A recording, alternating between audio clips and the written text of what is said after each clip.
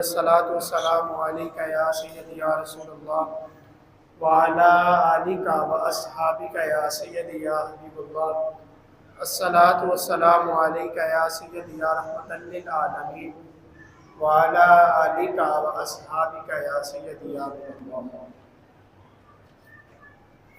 حضور سیدنا غوث اعظم عبد القادر جیلانی رضی اللہ تعالیٰ عنہ فرماتے ہیں کہ میں علم پڑھتا رہا اور علم پڑھاتا رہا حتیٰ کہ میں کتب بن گیا۔ اللہ تعالیٰ کے کسی بھی سچے ولی کا جب ذکر ہوتا ہے تو فوری طور پر ہمارے ذہنوں میں کرامات کا تصور آ جاتا ہے۔ کسی بھی ولی کا مقام ولایت پر سرفراز ہونا اور صاحب کرامت بننے کا بنیادی مقصد صرف اور صرف شریعت مطہرہ پر استقامت حاصل کرنا ہوتا ہے۔ علوم شریعت کو حاصل کیے بغیر، اس کو جانے بغیر، علوم شریعت پر عمل کیے بغیر اللہ تبارک و تعالیٰ کی بارگاہ کا قرب حاصل کرنا صرف اور صرف جنون ہی جنون ہے۔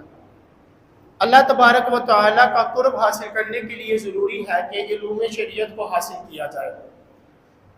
اللہ تبارک و تعالیٰ نے قرآن مجید میں اپنے ولیوں کا ذکر کرتے ہوئے اپنے ولیوں کی دو بنیادی شرائط اور دو بنیادی علامات بیان فرمائی۔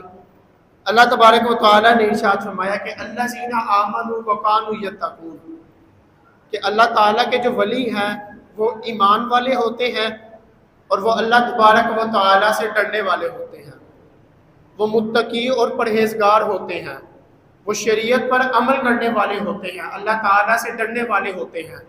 شریعت نے جو حدود قائم کی ہیں وہ ان کے اندر رہنے والے ہوتے ہیں، حدود اللہ کو کراس نہیں کرتے۔ اللہ تبارک و تعالیٰ کا قرب حاصل کرنے کے لیے یہ ضروری ہے کہ شریعت پر عمل بھی کیا جائے، اور شریعت پر عمل کرنے کے لیے ضروری ہے کہ علوم شریعت کو حاصل کیا جائے۔ یہ بات واضح ہے، تقویٰ کے درجات کا حصول علوم شریعت سے ہی حاصل ہوتا ہے۔ اللہ تبارک و تعالیٰ کا ولی بننے کے لیے یہ ضروری ہے کہ علم دین حاصل کیا جائے۔ امام شافعی رحمۃ اللہ تعالیٰ علیہ آپ فرماتے ہیں کہ اللہ تبارک و تعالیٰ نے کبھی کسی جاہل کو اپنا ولی نہیں بنایا، کبھی کسی بے علم کو، کبھی کسی جاہل کو اپنا ولی نہیں بنایا، بلکہ اللہ تبارک و تعالیٰ نے جب کسی کو اپنا ولی بنانا چاہا تو اللہ تبارک و تعالیٰ نے اسے پہلے علم عطا کیا، یا اللہ تبارک و تعالیٰ نے اسے علم حاصل کرنے کی توفیق دی، پھر اسے اپنا ولی بنایا۔ اللہ تعالیٰ کا ولی بننے کے لیے ضروری ہے کہ اس کے بعد دین کا علم ہو۔ اب حضور غوث اعظم رحمۃ اللہ علیہ فرماتے ہیں کہ میں علم حاصل کرتا رہا، علم پڑھتا رہا، علم پڑھاتا رہا، یہاں تک کہ میں کتب بن گیا۔ تو حضور غوث اعظم رحمۃ اللہ تعالیٰ علیہ کے پاس علم کے سمندر موجود تھے۔ تو اتنا زیادہ علم حضور غوث پاک رحمۃ اللہ تعالیٰ علیہ کے پاس ہونے سے یہ ثابت ہوتا ہے کہ حضور غوث پاک رحمۃ اللہ تعالیٰ علیہ کتنے بڑے اللہ تعالیٰ کے ولی تھے۔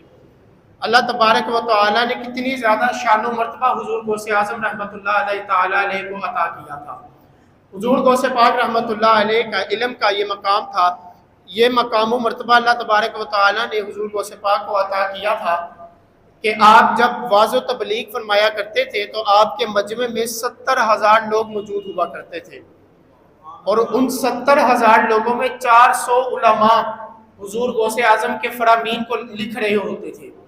یہ علم کا مرتبہ، یہ مقام اللہ تعالیٰ نے حضور غوث پاک کو عطا کیا تھا، اور یہ اس وجہ سے تھا کہ حضور غوث پاک خود بیان کرتے ہیں، آپ فرماتے ہیں کہ پہلے میں واعظ و تبلیغ نہیں کیا کرتا تھا، میں بیان نہیں کیا کرتا تھا، اس وجہ سے کہ میں اجمی تھا اور میں بغداد میں رہتا تھا، بغداد میں رہنے والے لوگ عربی تھے، اس لیے میں ان کے سامنے کلام نہیں کیا کرتا تھا۔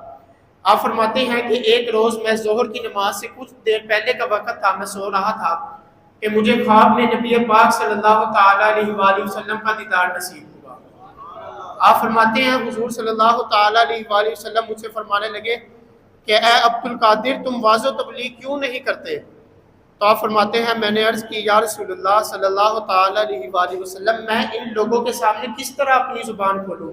میں ایک اجمی ہوں، یہ لوگ عربی ہیں، بڑے فصیح و بلیغ ہیں، میں ان کے سامنے کس طرح کلام کروں؟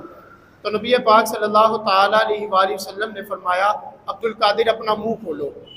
آپ فرماتے ہیں میں نے اپنا منہ کھولا تو نبی پاک صلی اللہ تعالیٰ علیہ وآلہ وسلم نے میرے منہ میں اپنا لباب دہن 7 مرتبہ ڈالا۔ آپ فرماتے ہیں جب میرے منہ میں لباب دہن ڈالا پھر حضور صلی اللہ تعالیٰ علیہ وآلہ وسلم نے فرمایا چلو عبد القادر اب تم واعظ و تبلیغ کرو۔ فرماتے ہیں میں بیدار ہوا، ظہر کا وقت ہوا، آ کے میں نے ظہر کی نماز پڑھی۔ جب میں ظہر کی نماز پڑھ کے بیٹھا خود بخود لوگ میرے ارد گرد بیٹھ گئے اور بہت زیادہ مجمع وہاں پہ لگ گیا، بہت زیادہ لوگ میرے ارد گرد بیٹھ گئے۔ فرماتے ہیں لوگ تو بیٹھ گئے لیکن میرے سے پھر بھی واعظ و تبلیغ نہ کی گئی، میرے سے ان کے سامنے پھر بھی زبان نہ کھولی گئی۔ فرماتے ہیں اتنی ہی دیر میں نے سامنے دیکھا کہ میرے سامنے حضرت علی رضی اللہ تعالیٰ عنہ کھڑے ہوئے تھے۔ مجھے مخاطب کر کے مجھ سے کہنے لگے کہ اے میرے بیٹے تم لوگوں کے سامنے واعظ و تبلیغ کیوں نہیں کرتے، ان کے سامنے زبان کیوں نہیں کھولتے؟ تو حضور غوث اعظم عرض کرنے لگے حضور مجھے ان کے سامنے ابھی تبلیغ کرنے سے ڈر لگتا ہے، میرے سے ان کے سامنے زبان نہیں کھولی جاتی۔ تو حضرت علی رضی اللہ تعالیٰ عنہ نے بھی حضور غوث پاک کو فرمایا کہ عبد القادر تم اپنا منہ کھولو۔ آپ فرماتے ہیں میں نے اپنا منہ کھولا تو حضرت علی رضی اللہ تعالیٰ عنہ نے 6 مرتبہ میرے منہ میں اپنا لباب دہن ڈالا۔ پھر فرمایا کہ چلو اے عبد القادر چلو اب تم تبلیغ کرو۔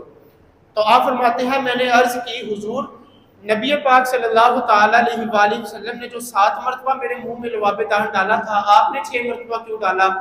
تو حضرت علی رضی اللہ تعالیٰ عنہ فرمانے لگے کہ یہ مصطفیٰ کریم صلی اللہ تعالیٰ علیہ وآلہ وسلم کا ادب ہے کہ میں ان کے لباب دہن جتنا انہوں نے ڈالا میں اس تعداد کے برابر نہیں کیا، یہ میں نے حضور کا ادب کرتے ہوئے 6 مرتبہ ڈالا۔ پھر حضور غوث پاک رحمۃ اللہ علیہ کو اللہ تبارک و تعالیٰ نے یہ شان و مرتبہ عطا کیا، یہ طاقت عطا کی کہ آپ جب واعظ و تبلیغ فرمایا کرتے تھے تو 70,000 کا مجمع موجود ہوا کرتا تھا، اور حضور غوث پاک ایک مجلس میں 13 علوم پر گفتگو فرمایا کرتے تھے، اور 400 علماء آپ کے فرامین کو وہاں پہ لکھ رہے ہوتے تھے، آپ کے فرامین کو نقل کر رہے ہوتے تھے۔ اور پھر صوفیاء نے آپ کے شاگردوں کی تعداد بیان کی ہے۔ صوفیاء فرماتے ہیں کہ حضور غوث اعظم رحمۃ اللہ علیہ کے جو شاگردوں کی تعداد ہے وہ 1 لاکھ ہے، حضور غوث پاک کے شاگرد 1 لاکھ کے قریب تھے۔ تو اللہ تبارک و تعالیٰ نے بڑا ہی کمال حضور غوث پاک کو علم عطا کیا تھا، لیکن اس کے باوجود حضور غوث پاک نے کبھی اپنے علم پہ فخر نہیں فرمایا تھا۔ ایک مرتبہ بغداد کے 100 علماء 100 مسائل لے کر حضور غوث پاک کی بارگاہ میں حاضر ہوئے، آ کے ہر عالم نے اپنا اپنا الگ الگ مسئلہ بیان کیا، 100 علماء نے 100 مسئلے بیان کیے، لیکن حضور غوث پاک کا علم کا مقام یہ ہے کہ جب سارے اپنے مسئلے بیان کر کے فارغ ہو گئے تو پھر غوث پاک نے تمام علماء کو ایک ایک کر کے بتایا کہ تمہارا یہ مسئلہ تھا، تم نے مجھے یہ مسئلہ بتایا تھا۔ ہر عالم کو الگ الگ اس کا مسئلہ بتایا کہ تم نے یہ مسئلہ پوچھا تھا۔ 100 مسائل حضور غوث پاک نے بیان کیے، اس کے بعد ان 100 مسائل کے حضور غوث پاک نے ایسے جواب عطا دیے کہ وہ علماء فرماتے ہیں کہ ہم نے ایسے جواب کبھی سنے بھی نہیں تھے، کبھی ہمارے وہم و گمان میں بھی ایسے جواب نہیں آئے تھے۔ ایسا اللہ تعالیٰ نے حضور غوث پاک کو علم عطا کیا تھا، لیکن اس کے باوجود حضور غوث پاک نے اپنے علم پہ کبھی فخر نہیں کیا تھا۔ ایک مرتبہ شیطان نے آپ کو گمراہ کرنے کی بڑی کوشش کی، لیکن اللہ تعالیٰ کے کرم سے اللہ تعالیٰ نے حضور غوث پاک کو محفوظ فرما لیا۔ تو پھر شیطان حضور غوث پاک رحمۃ اللہ علیہ کے سامنے آ کر کہنے لگا عبد القادر میں نے 70 کے قریب ولیوں کو، 70 کے قریب اولیاء اللہ کو یوں کر کے میں نے ان کو گمراہ کیا ہے، 70 کے قریب ولی ایسے تھے ان کو میں نے گمراہ کر دیا، وہ میری باتوں میں آگے گمراہ ہو گئے۔ عبد القادر تمہیں تو تمہارے علم نے تمہیں بچا لیا۔ شیطان نے ایک اور چال چلی، کہنے لگا عبد القادر تمہیں تو تمہارے علم نے بچا لیا، تمہارا علم اتنا وسیع تھا کہ جس کی وجہ سے تم بچ گئے، لیکن حضور غوث پاک فوری طور پر اس چال کو بھی سمجھ گئے اور حضور غوث پاک فرمانے لگے اے شیطان، اے لعنتی، مجھے میرے علم نہیں بچایا تجھے، بلکہ مجھے میرے رب کے فضل نے بچایا ہے۔ تو حضور غوث پاک رحمۃ اللہ علیہ نے کبھی اپنی علم پہ فخر نہیں کیا۔ اگر حضور غوث پاک یہ فرما دیتے کہ ہاں مجھے میرے علم نے بچا لیا ہے تو یہ آپ کا اپنے علم پر فخر کرنا تھا، تو آپ نے کبھی اپنے علم پہ فخر نہیں فرمایا۔ تو اللہ تبارک و تعالیٰ نے حضور غوث پاک کو بہت زیادہ شان، بہت زیادہ مقام، بہت زیادہ مراتب عطا کیے۔ اللہ تعالیٰ کی بارگاہ میں دعا ہے اللہ تعالیٰ ہمیں بھی ان کی سیرت پر، ان کی زندگیوں پر عمل کرنے کی توفیق عطا فرمائے، اور ان کی سیرت پر عمل کرتے ہوئے اللہ تعالیٰ ہمیں بھی دین کا علم حاصل کرنے کی توفیق عطا فرمائے۔ وآخر دعوانا الحمدللہ رب العالمین۔